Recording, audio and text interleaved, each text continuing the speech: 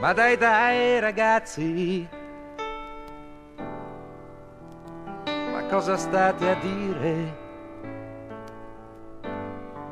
La nostra gioventù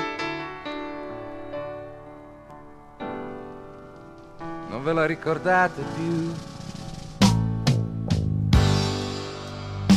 I nostri sogni e desideri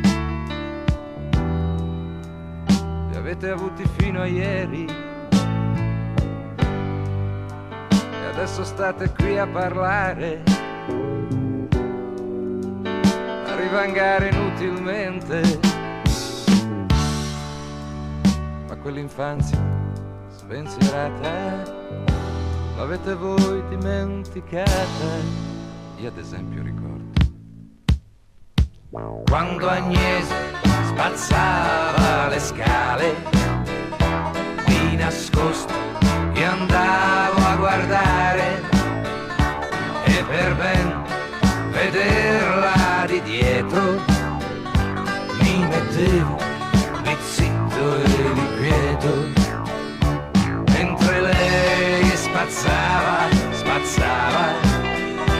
la mia mano tremava al pensiero di giochi proibiti nel mio mondo di cieli puliti. Le mutande di Agnese di colore turchese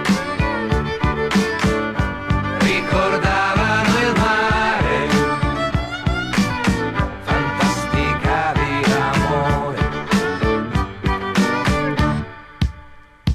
Quando Agnese andava a riposare con la scusa di sentirmi male, mi infilavo dentro al suo letto, mi stringevo forte al suo petto e sognavo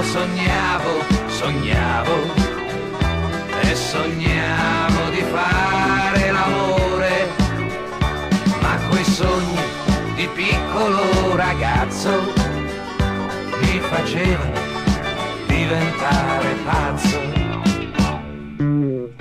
Le mutande di Agnese